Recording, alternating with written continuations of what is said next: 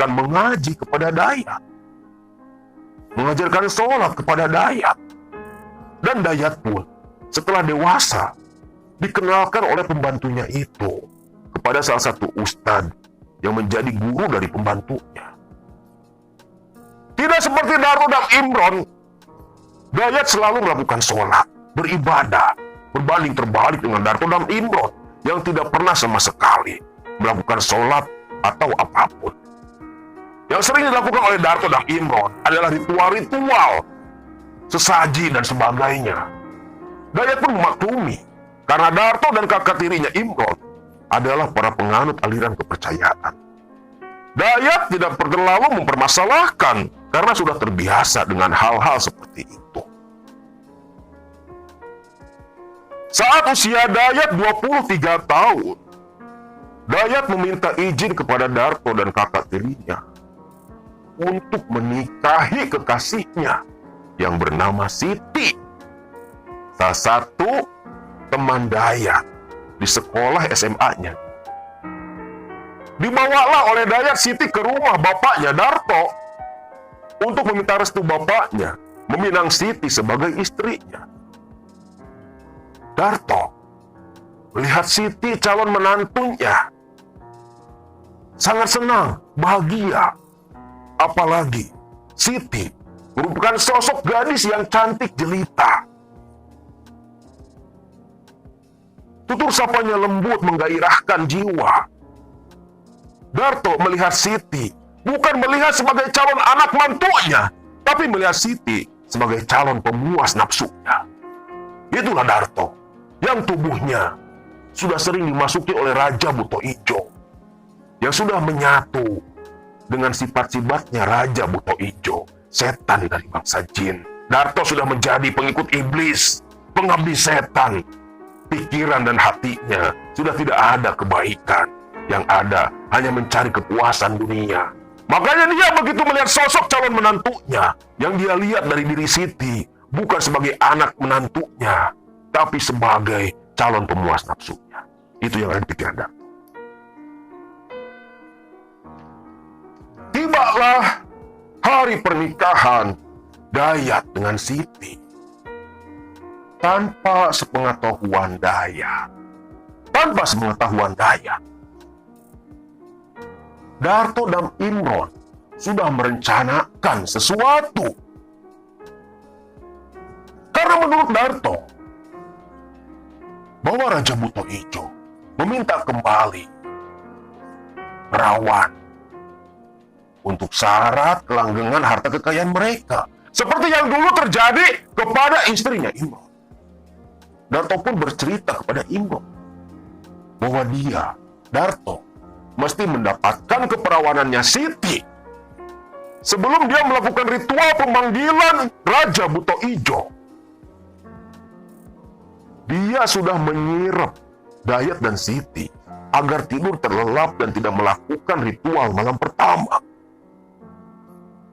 Dan setelah menyirap Dayat bersama Siti, Darto pun melakukan ritual pemanggilan terhadap Raja Buto Ijo itu. Raja Buto Ijo itu datang dan langsung masuk ke dalam tubuhnya Darto. Darto berjalan mengendap-endap ke arah kamar anaknya, Dayat dan Siti. Begitu Darto membuka pintu kamar anaknya, dia melihat Dayat dan Siti tidur terlelap masih menggunakan baju pengantin. Tanpa banyak bicara, Darto pun langsung memindahkan Dayat yang tertidur di samping Siti. Dan Darto menggantikan posisi Dayat pada malam itu, bergumul menikmati keperawanan Siti, yang pada hakikatnya adalah Raja Buto Ijo yang masuk ke dalam tubuhnya Darto, mengambil keperawanan Siti sebagai syarat kelanggengan kekayaan keluarganya Darto.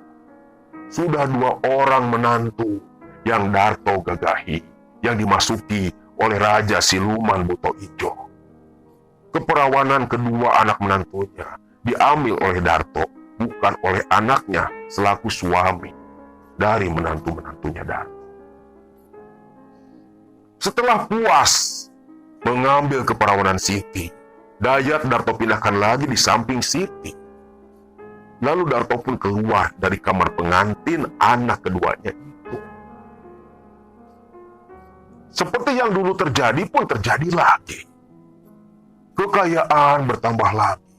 Sampai-sampai si Imron, anaknya Darto, diberikan restoran baru oleh Darto ayahnya. Tapi Dayat berbeda. Dayat tidak pernah diberikan sesuatu sama seperti kakak tirinya si Imron. Dan terkadang itu pun menjadi pemikiran Dayat. Kenapa seolah-olah bapaknya Darto itu berpilih kasih kepada anak-anaknya. Padahal anaknya cuma dua, Imron dan Dayat doang. Walaupun Dayat diberikan rumah, tapi Imron pun diberikan rumah bahkan lebih besar dari rumahnya Dayat. Bapak dan anak rumahnya tidak berjauhan. Masih satu tempat. Rumah bapaknya, rumah Imron, dan rumahnya Dayat. Mereka bertiga bertetanggaan. Masih satu tempat. Dayat yang tidak menyadari bahwa keperawanan istrinya sudah diambil oleh Darto. Yang Dayat ingat, mungkin dia lupa bahwa semalam sudah bergumul dengan istrinya. Karena kecapean dan kelelahan. Dan mungkin atas pengaruh dari ilmu yang sudah dilancarkan oleh Darto. Yang diberikan oleh si Raja Buto Ijo. Entahlah, tapi itulah yang terjadi.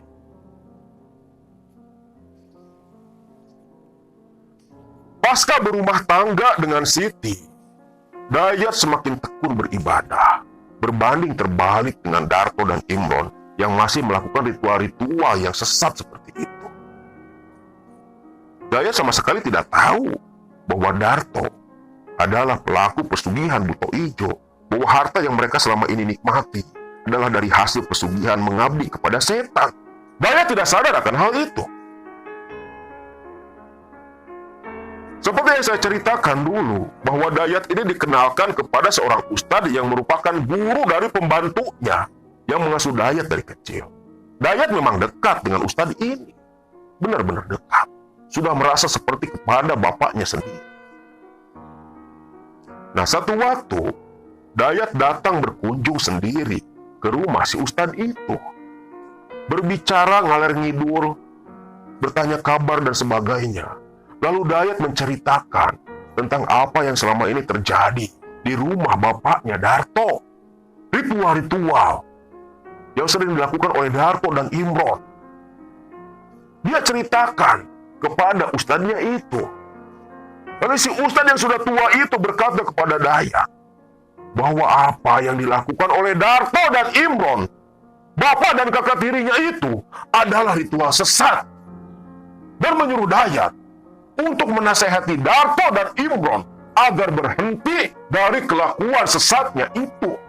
Mendengar cerita dari si ustadz itu, Dayat pun naik pitam.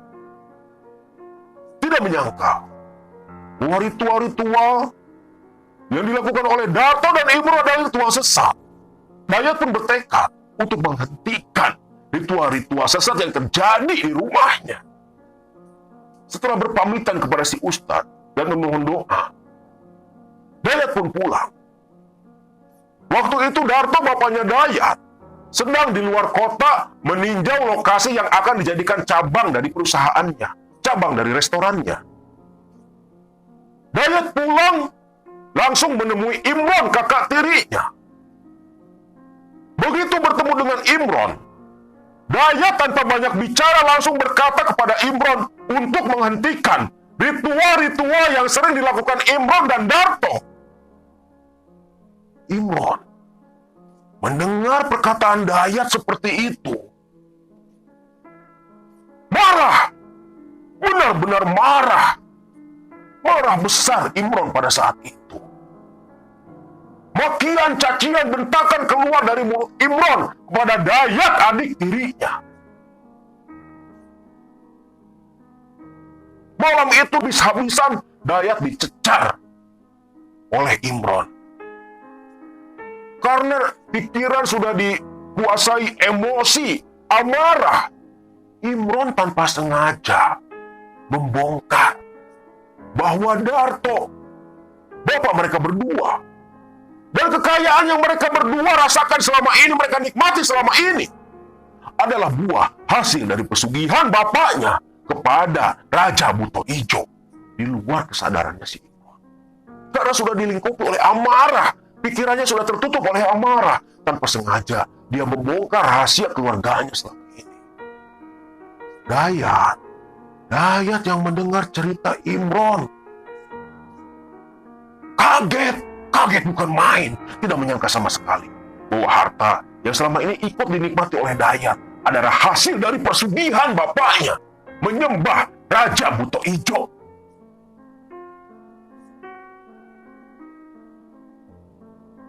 Dengan pikiran yang berkecamuk, Dayat keluar dari rumah Imron, balik ke rumahnya. Di pikirannya, Dayat belum bisa menerima bahwa bapaknya, harta yang mereka nikmati selama ini adalah hasil dari pesugihan Raja Buto Ijo. Dia berjalan seperti orang linglung, banyak pikiran, banyak pertanyaan di kepalanya. Dia berjalan menuju ke rumahnya, disambut oleh istri tercintanya, Siti. Dayat langsung duduk di ruang tamu. Siti yang melihat kondisi Dayat suaminya seperti itu, yang seperti banyak pikiran. Walaupun tubuhnya di situ, tapi Siti tahu pikiran Dayat sedang tidak ada bersama mereka berdua. Karena merasa khawatir, Siti pun bertanya kepada Dayat untuk berbagi tentang apa yang sedang dipikirkan oleh Dayat. Permasalahan yang sedang dipikirkan oleh Dayat. Dayat tersadar oleh pertanyaan istrinya itu. Dia menoleh ke istrinya, menatap dalam-dalam istrinya. Ada keraguan di hatinya Dayat. Ragu, takut istrinya berbalik benci kepada Dayat. Kalau sampai Dayat menceritakan tentang apa yang dia dengar dari kakak tirinya Imron. Tapi Siti terus mendesak Dayat agar menceritakan beban masalahnya. Karena dipaksa terus oleh Siti, akhirnya Dayat pun menceritakan apa yang tadi sudah dikatakan oleh Imron, kakak tirinya. Dayat bercerita sesuai dengan apa yang Imron katakan tadi. Siti yang mendengar cerita dari Dayat kaget bukan kepala, tidak menyangka sama sekali bahwa mertuanya, keluarga besar mertuanya itu kaya raya, hasil dari pesugihan Buto Ijo, menyembah Raja Jin, setan dari bangsa Jin, anak buah iblis si Raja Buto Ijo. Siti benar-benar kaget mendengar cerita Dayat. Dayat pun karena terlalu lelah pikirannya, akhirnya mengajak Siti untuk tidur. Tidurlah malam itu Dayat bersama istrinya. Tidur dengan pikiran yang berkecamuk. Tidur dengan banyak pertanyaan yang belum terjawab. Dayat tidur lelap bersama istrinya. Pagi-pagi, Dayat tidak langsung ke restoran bapaknya Darto untuk bekerja. Tapi Dayat langsung menuju ke rumah Ustadz yang menjadi pembimbingnya selama ini.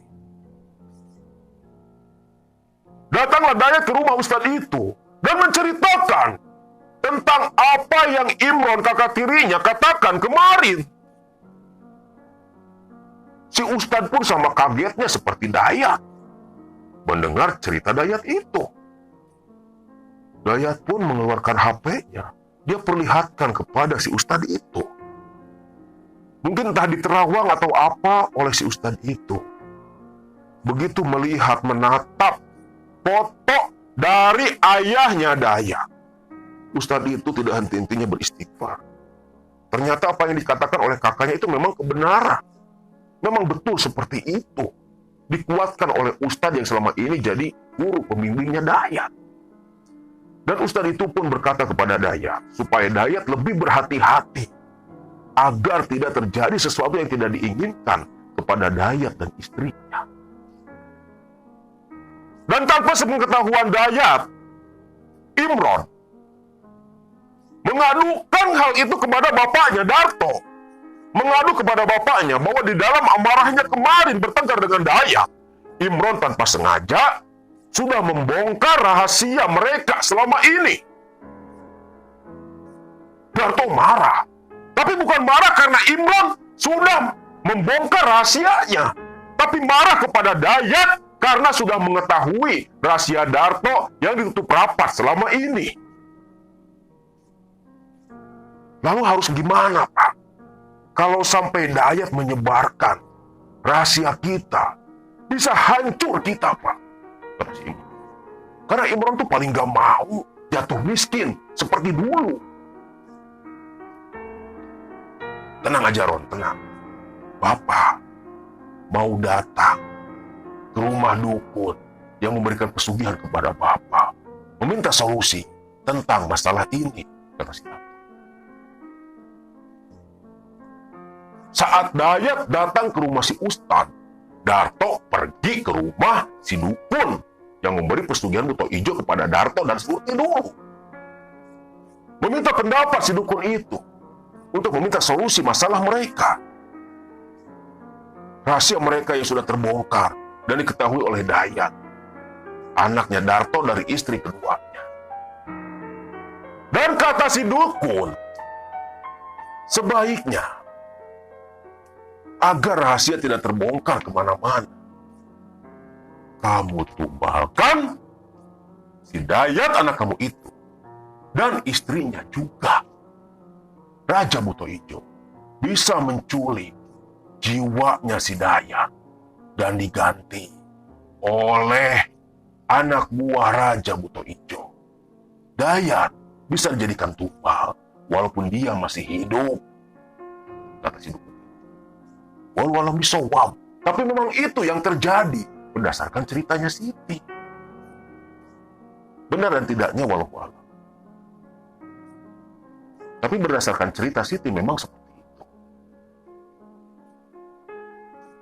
Setelah mendengar pernyataan si dukun seperti itu, Darto pun pulang dengan dibekali air yang harus diminum oleh Dayat, anak dua Darto. Yang mungkin sebagai syarat penumbalan atau apa. Pulanglah Darto ke rumahnya. Kebetulan waktu itu Dayat sudah ada di rumah.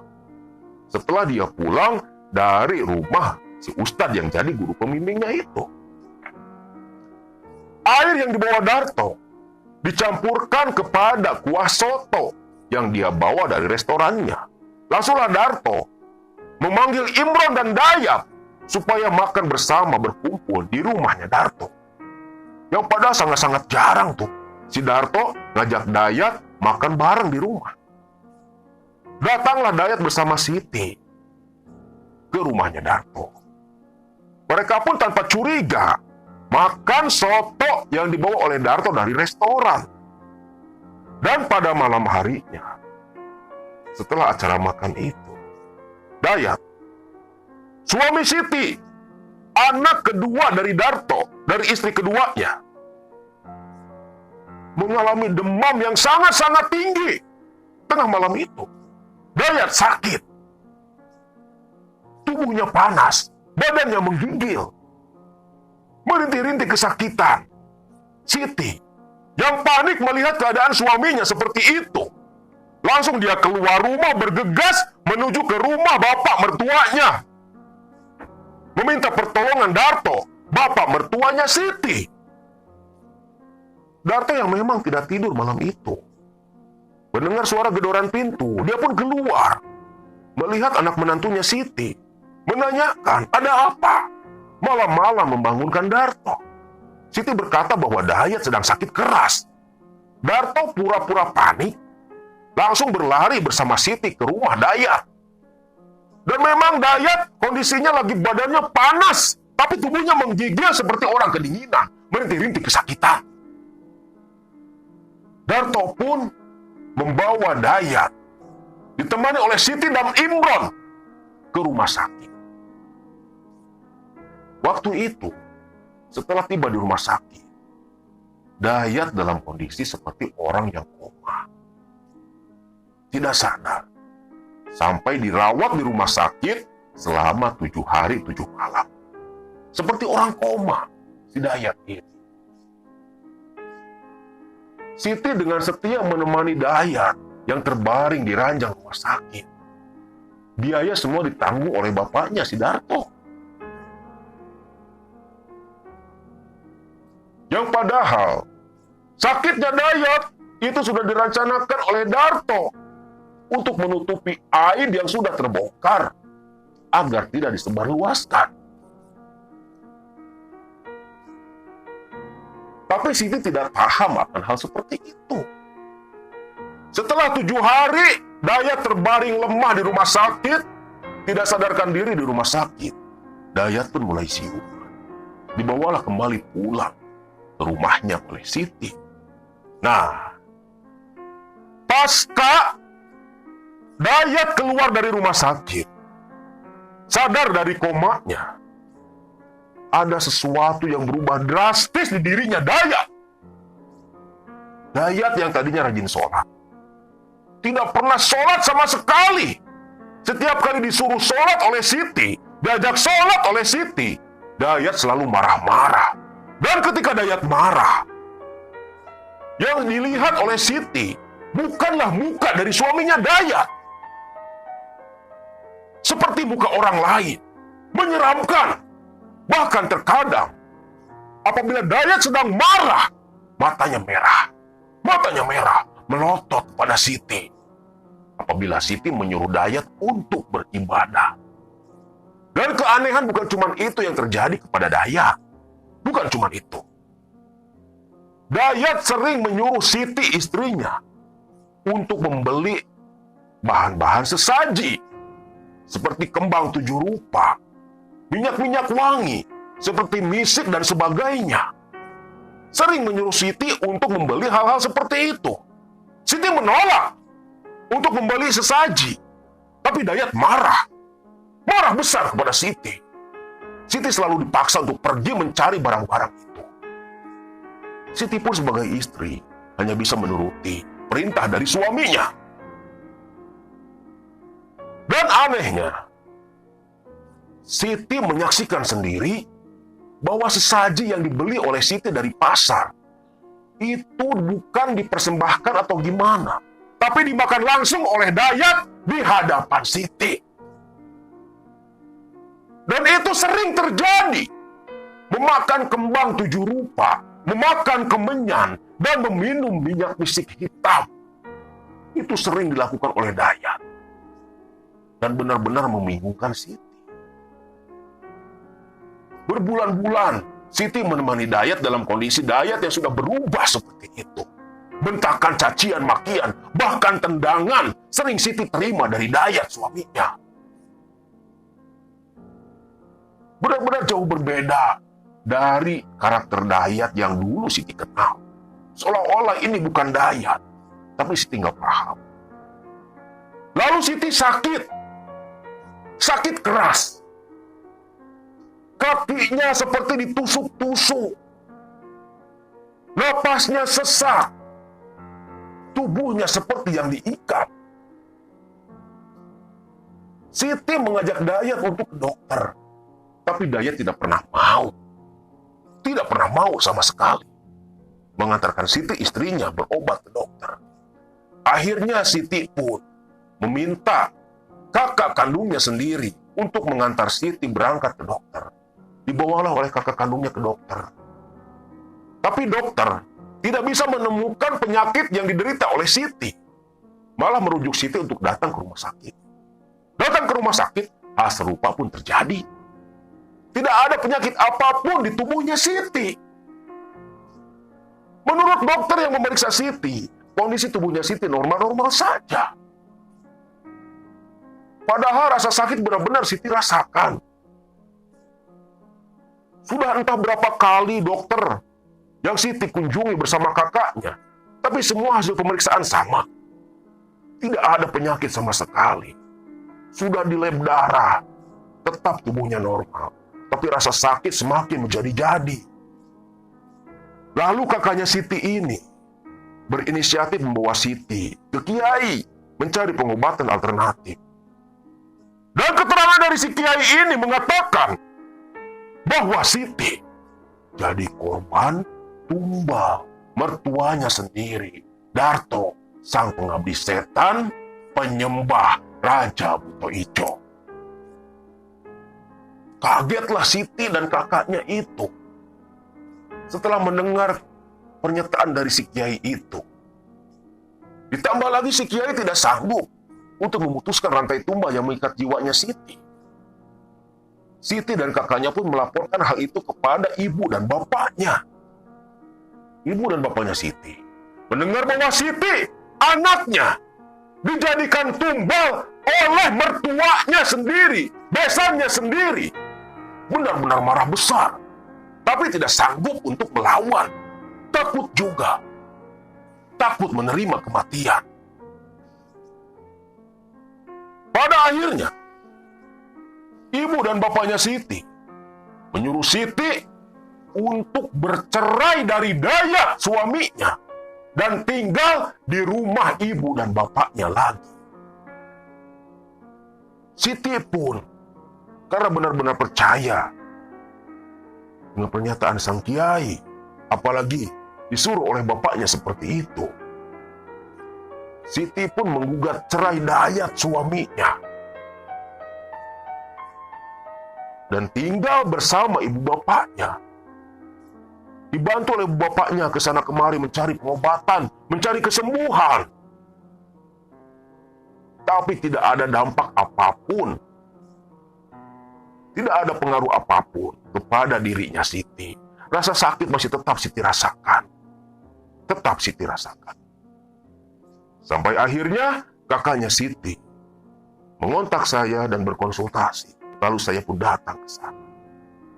Saya mendengar cerita Siti yang begitu panjang lebar sampai geleng-geleng kepala. Tidak menyangka masih ada manusia yang seperti itu. Dan lebih parahnya, menurut anak kakaknya Siti yang kebetulan indigo bisa melihat hal-hal seperti itu, katanya bahwa Dayat, suami Siti, sebenarnya sudah meninggal. Dan yang menghuni tubuhnya Dayat, yang mengendalikan tubuhnya Dayat, bukanlah Dayat, tapi sosok Buto Ijo yang disinyalir sebagai Buto Ijo, sesembahannya Darto dan keluarga besarnya. Setelah cukup mendengar cerita dari Siti dan keluarga Siti, hari itu juga saya langsung berusaha untuk membantu Siti melepas rantai tumbal yang mengikat Siti, mengikat jiwa dan raganya Siti. Sosok Buto Ijo yang merupakan sesembahannya Darto berasal dari Gunung Kawi.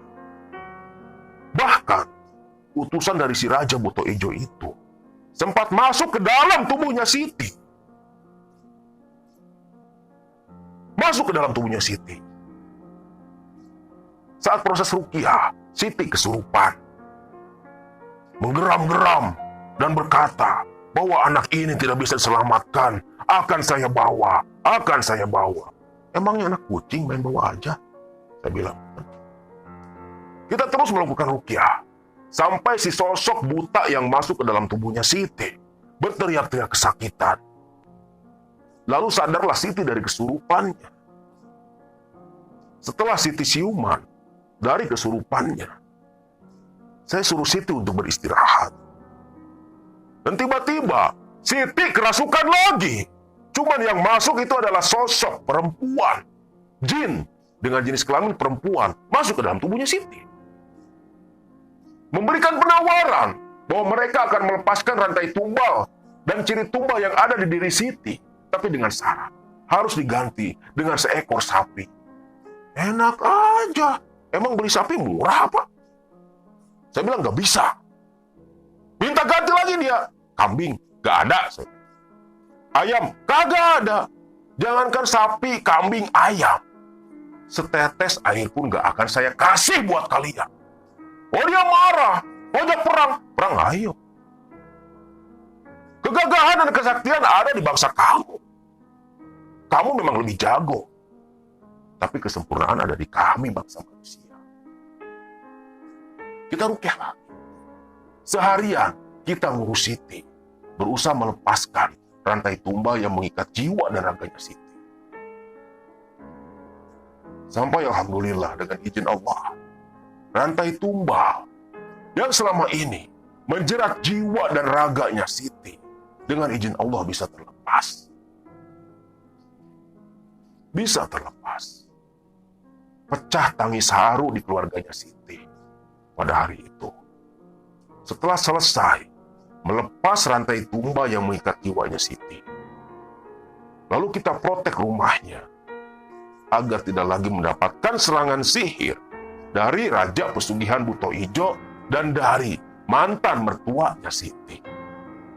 Dan sampai saat ini, alhamdulillah, Siti tubuhnya kembali pulih, normal, dan tidak pernah lagi mendapatkan gangguan seperti yang dulu dia alami sewaktu dia masih menjadi calon tumbal pesugihan dari mertuanya yang menyembah Raja Buto